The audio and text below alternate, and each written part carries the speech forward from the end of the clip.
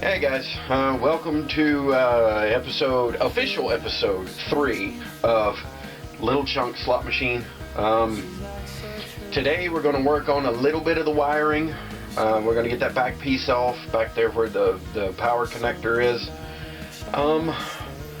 We're going to do a little bit of cleanup, just a little bit, but I want to get you in close so you can see some of the stuff that's happening. The episode that went up, episode 2, which talked about the tumblers and the power source and all that. I got the power box clean. It needs to be painted. This plate right here is causing me some issues. I don't like the fact that it's not... I can't just take it, like slide it out, scrub it up, paint it, and then slide it back in, because everything is kind of... That's the central plate. That's where everything sits. So, if anybody has any kind of ideas out there about removing this corrosion, so that I don't have to paint it, doing it with a wire brush kind of takes the paint off. I mean, it's a wire brush. It takes the paint off. So I don't know exactly what to do, but let me get you in here real close so you can see what I'm talking about, what we're going to do today. Oh, yay, knock some stuff over. Alright, what we're going to do today is right there. That is the power box connector plate. This thing, that's the power wire that runs out. This goes to the power supply. It bunches up with the cables down here. So this one and this one need to be unplugged. Then I'm going to unscrew it and take it off and see if I can't clean it up. It's just kind of corroded and nasty. And the more that you take out of this, the more it rings. Sorry, I kind of got loud. But the more you get out of it, the more this thing vibrates. And you can hear everything inside. Which I know you guys are really close, so that was really loud in your ears, and I do apologize. But let's go ahead and start unplugging things, shall we? Shall start unplugging things again. Alright, that came out. Now this, I don't exactly know what that is, but it doesn't have to... How is there a coin up in the wiring over there? I don't know, but there it is. It's a coin. Woo, there it is. I found a coin. Stuck up there. Oh well, it's a coin. Alright, let's see. Yeah, I don't know what this plug is. I'm guessing it's the diagnostic plug for the thing. Like if you didn't want to take it apart to figure out what's wrong with it, if it was a computer malfunction or whatever, you can plug in here and figure it out, I'm guessing. But let's go ahead and take this plate loose so I can look at it real quick. And we'll drop the screws right there. We'll take this one out real quick. Well, that sounded wonderful. It just pushed the press bolt right out the back. Okay, so this is what we're working with on the back side. These things. And when I was taking that one loose, it just pushed it out the back. So we'll leave that together right there. And we'll pull this screw out.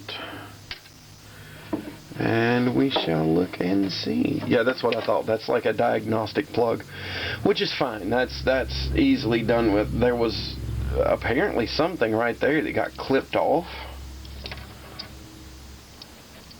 Might have been a ground wire at one point in time. Maybe. So we'll go ahead and push this plug through. And we will... I'm guessing this just unscrews. Okay. Yeah. That whole thing should unscrew backwards. for that matter, we can pull the power wire, which I'm wanting to replace, all the way up through it. Ta-da! Now we can see the real mess. You see all of the corrosion here, the rust across the top, rust on the inside. I don't know what this wire was for. I can't get it to focus right, but there was a wire right there that was cut loose. No idea what for. I don't know what its main issue was, or what its main job was. But we got that pulled off. You're gonna take a look at my schmexy chest for a minute. While I get this reset. Give me a sec. Just give me a second. There we go. We'll reset it like that there. Oh, so this thing, I am guessing, yeah, I'm guessing that this just unscrews.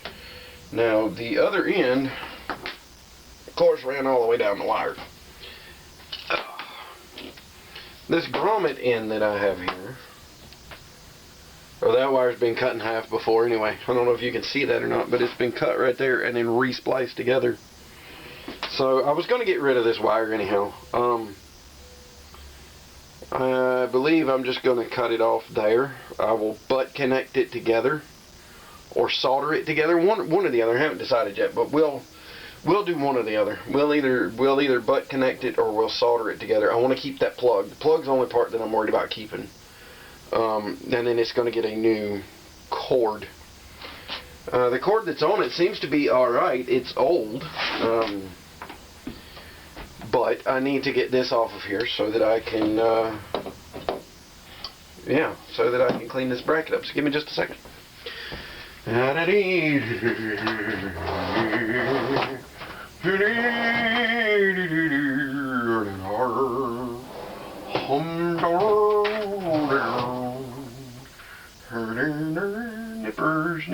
Nippers. Where are my nippers? Nippers. Where did you go? There's a pair of flush cuts. Yay, flush cuts. Okay. So what we're going to do is we're going to nip this right here. I'm going to give myself enough lead here to reattach that plug with some solder or some such.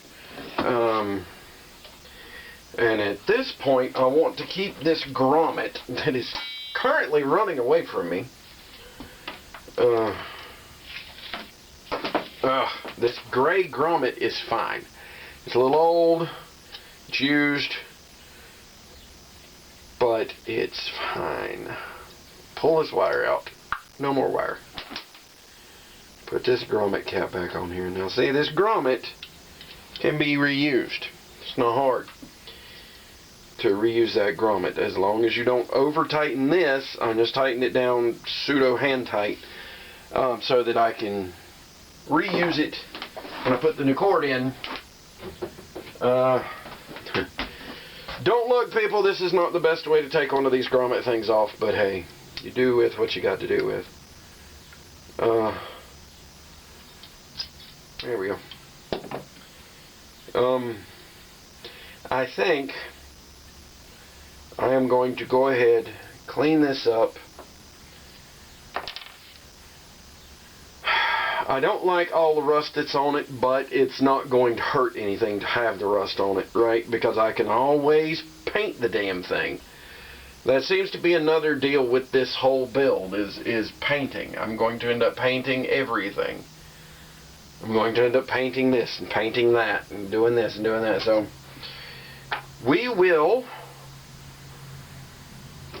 commence to painting things. I will leave the painting to last once everything has been gutted, made sure it's working. Well, I mean, we know it works. Before I do any of the upgrades, everything's going to be cleaned, painted, and put back in. Then I will work on upgrading the lights, the mechanics. I don't think I need to upgrade much on the mechanics end. It pretty much does what it needs to do. As far as the coin mechanism, this thing, I believe someone told me that somebody else on YouTube converted one of these over to accept quarters. I'm fairly sure it accepts quarters now. I won't know till I plug everything back in, because I want to get this done before I start this. So all this is going to be finished first, and then I will start on the door. Since this is mostly electronic, switches, solenoids, readers, lights, all that good stuff. I want to do the internals first, and then we'll do the door. So we're going to swivel you around here to my handy dandy drill press. We're going to scrub this off real quick and try and clean it up. Let me open the window, because this stuff gets nasty and it blows chunks of stuff everywhere. So if I open the window, most of it goes out the window because it spins that way.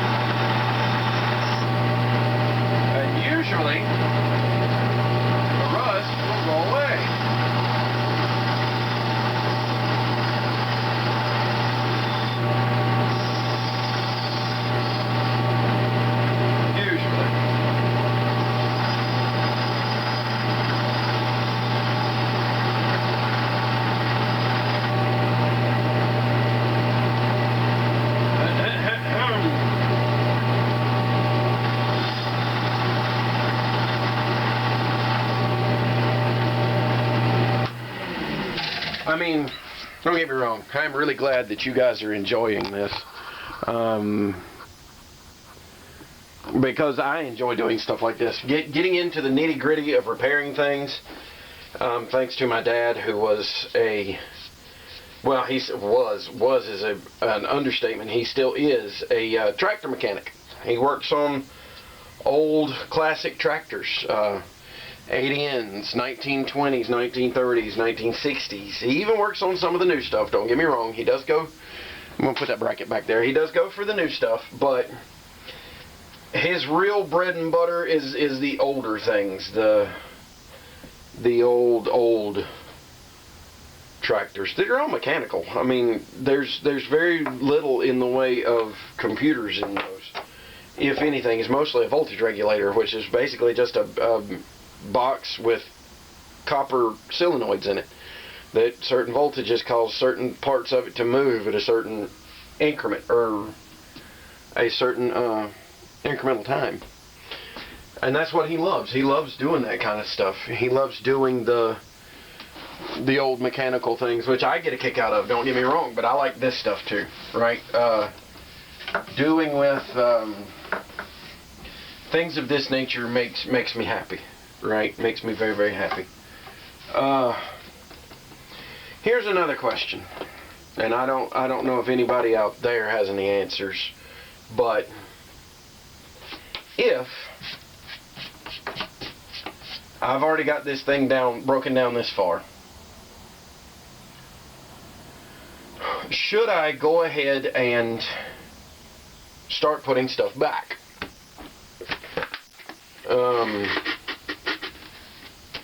Yes, I'm literally cleaning this thing with Clorox wipes because rats. And I don't want the guy that I'm fixing to give it to be like, that looks like rat mess. Yes, it does, because it is. I am trying my best to clean it up for him, because not only is he a customer, he is also a good friend. So, I don't think that he would be jumping up and down mad about it, right? This is going into a man cave, right?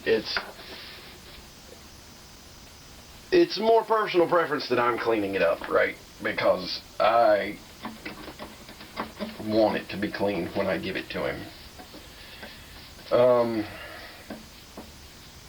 Where was I? Oh yeah, fixing things. And the bill that they're trying to pass. You know, Radio Shack went out way too early, right? That was the whole downfall of Radio Shack, was all these companies, all these big businesses were telling people that they couldn't fix things, right? They were telling them, well, you bought it, you took it home, it broke, now call one of our guys, one of our technicians, to come out there and fix it. You cannot fix it yourself. Do not try. Which, honestly, to somebody like me, I would be like, oh no, I'm going to fix it. It's mine to fix, damn it. I'm going to fix it. Nobody else is. You're not going to tell me that I cannot fix something that belongs to me. You're just not. I'm going to fix it. It's going to be me that fixes it. So, and I mean, I understand. I do. I understand big business, right? Well, we can't make any money if everybody's fixing their own things. That's where we make our money. Well, true. And you're going to have people that want your technicians to come out and fix things, because not everything that you sell is going to be sold to a person that knows how to do stuff. It's going to be sold to a guy that has no more mechanical knowledge than screwing in a light bulb. Right?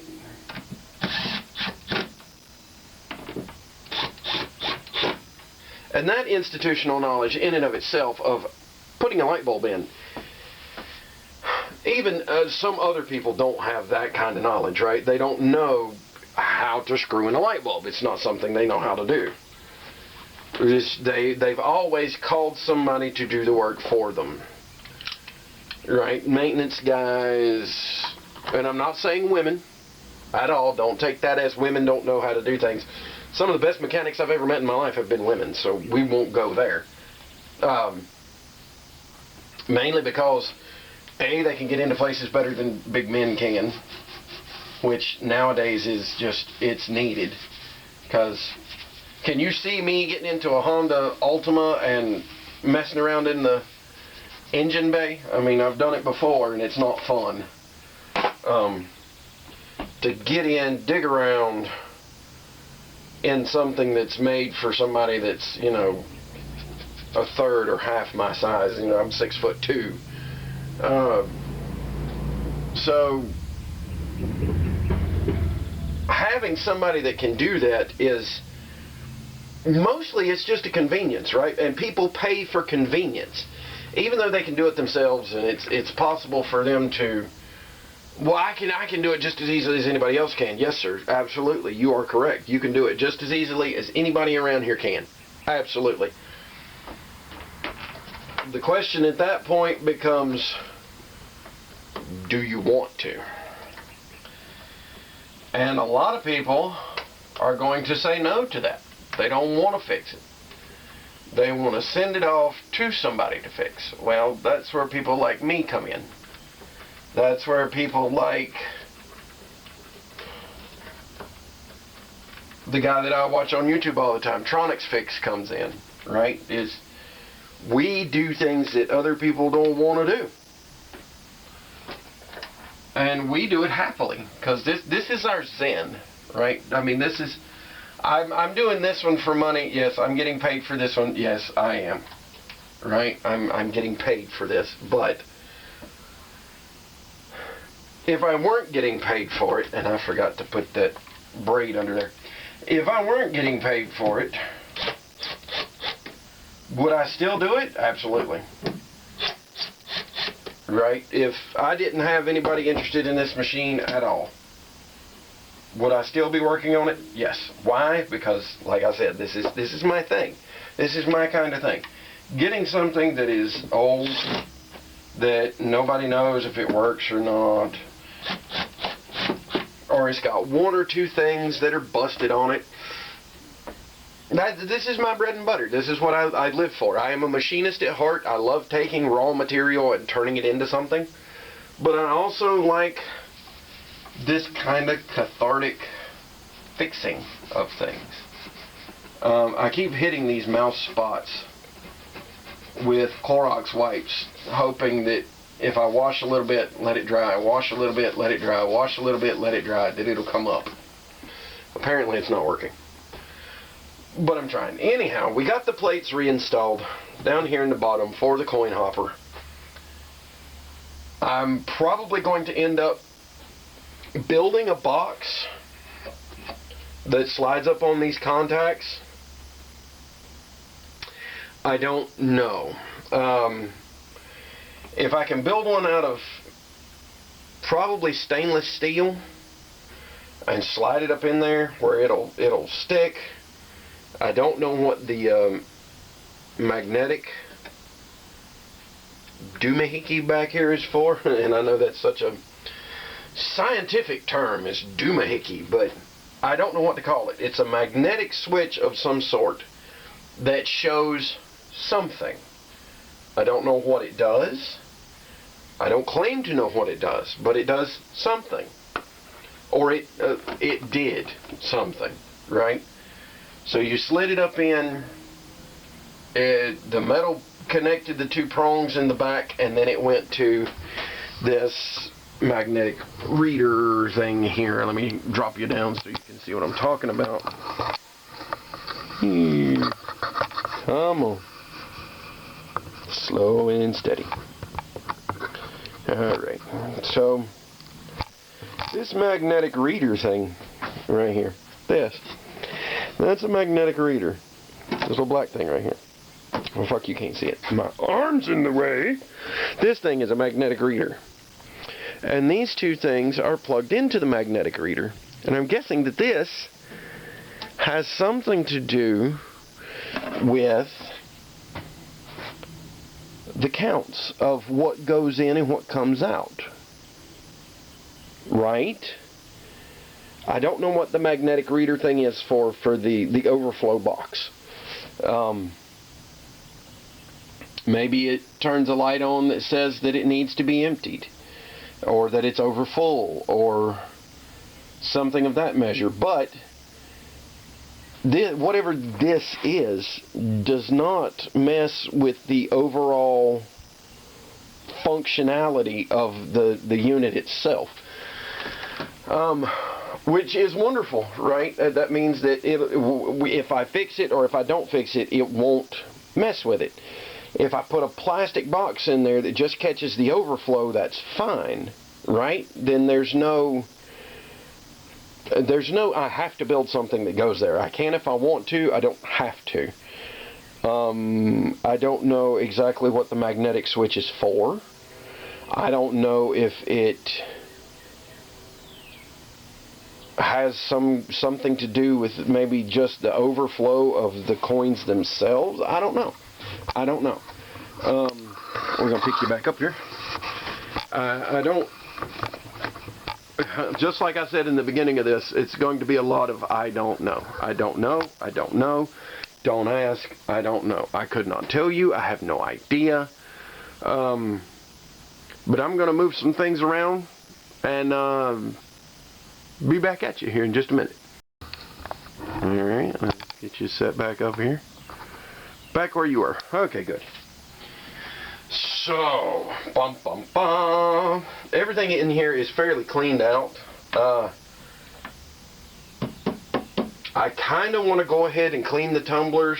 The plate up here, I'm afraid if I take it out and these wires and stuff get shifted around that something else is going to break. And that kind of sort of scares me a little bit. So I don't really want to take this plate out and start disconnecting all these wires and dropping them down. Does that plate look bad? Yes, it does. Does it make me feel bad? Yes and no. And I will tell you why.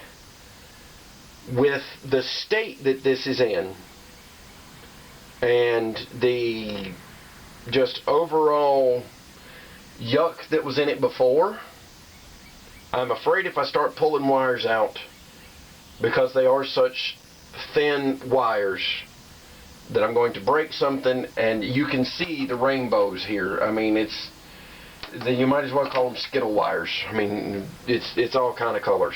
So personally feel better leaving it like it is, putting stuff back in once I get it painted and clean, and just letting it go, just letting it ride.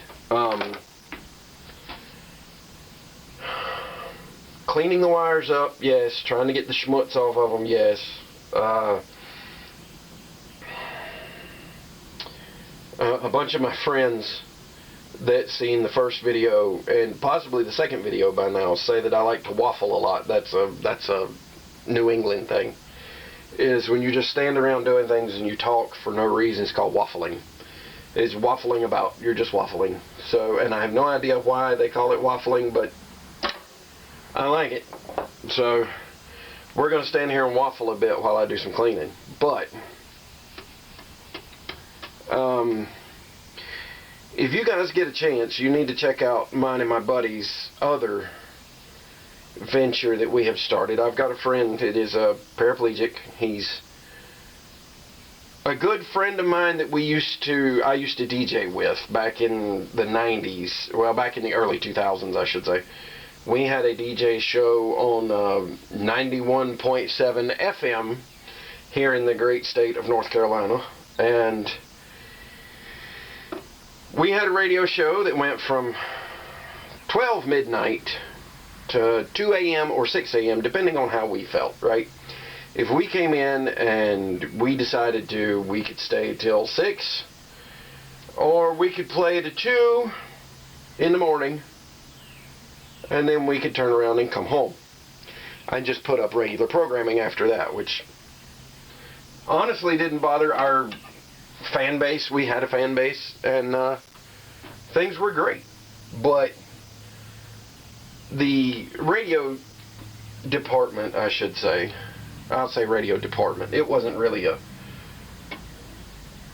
how to put it, because it was for a community college, it was just a radio department. It was not an actual radio station with actual, like, we didn't get paid.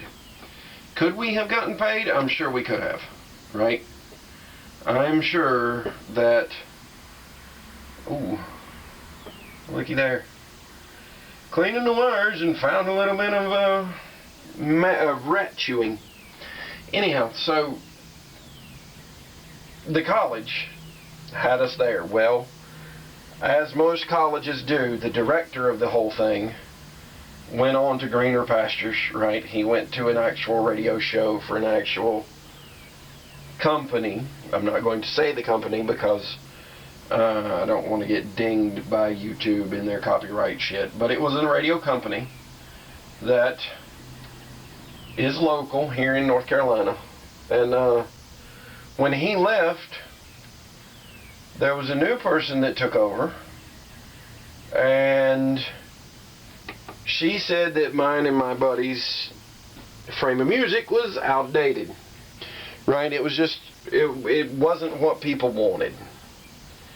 Because we played what everybody would call deep cuts, right? We would play things like, basically if you heard it on 99.7 FM, the Fox, or the John Boy and Billy show, because I know John Boy and Billy is nationwide now. If you listen to those guys, then you heard the bands that we played, but we did not play the stuff that you could hear on a international or national radio station, right? Because they played, like, if it had to be a chart topper, it had to be a #1, it had to be something like that. They didn't play any of the stuff that you just didn't hear that much, what they would call deep cuts, right? They would play things that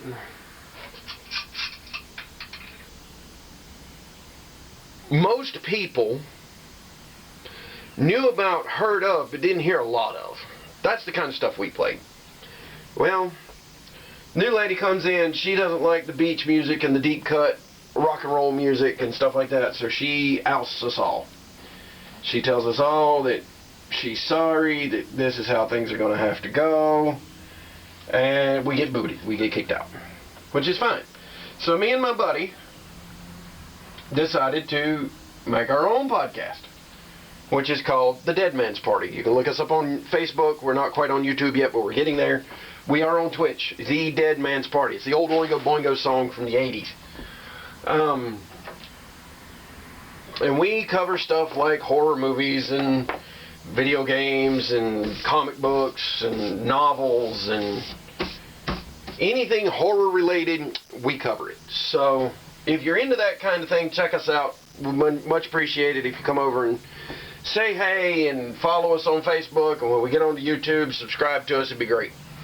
But what I'm fixing to do now is get the tumblers up here, clean them off, clean them up, reconnect them, replace them, and actually before I do that, before I get that part done, mainly because once I get the tumblers in here, you won't be able to see it. Right here, in this box, right up here, right here, this board back here, like I said, it controls the stop buttons, the stop wheels. That's where the skill of this game comes in, is you can stop it where you want to, and if you're skillful enough to stop it on the 777s or the triple bells or the triple whatever, then you get another payout. So from what I've looked up and from a couple people that I've seen on YouTube, this fuse right here, there's a tiny little fuse right there. Let's see if I can zoom in on it. It's a tiny, tiny, tiny little fuse. Right there, you can just barely see it. It's right here. That fuse can blow out. And when it burns out, it can stop those buttons from working, right? Because it's a fuse. It'll stop it. So let's pop that fuse out real quick, and let's see if it's blown. If it is, I'm fairly sure I can lay hands on another one fairly easily. See if I can pop her out here. Yeah. Okay, let's see. So this fuse right here, tiny little glass fuse, is blown, completely blown in half. This is a Appears to be a 1 amp fuse. It is a, yep, it's a 1 amp. A 1 amp fuse. Yep, see, it's got, well, I don't know if you can see it or not, but it's got 1A on it right there. It's a 1 amp fuse that is burnt completely in half. I'm going to have to go get some. I don't have any of these on hand. But as you can tell, that's what feeds this. Now, there's some peripherals up here that have not been used. I don't know what they're used for, but because they don't have anything in them, I'm not going to worry about them. We will put this back in here where it belongs. I don't know why it's out, but it's just simple enough to click it back in. This, I may end up painting it. I don't know. It's in pretty rough shape.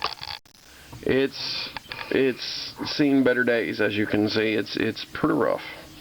Not much in the way of rust. A little bit of surface rust right there, and no rust back there whatsoever. But it's just a little bit of surface rust. Since this is going into a clean household that is humidity free, I'm not too worried about the rust. The rust will not propagate if it doesn't have anything to feed off of.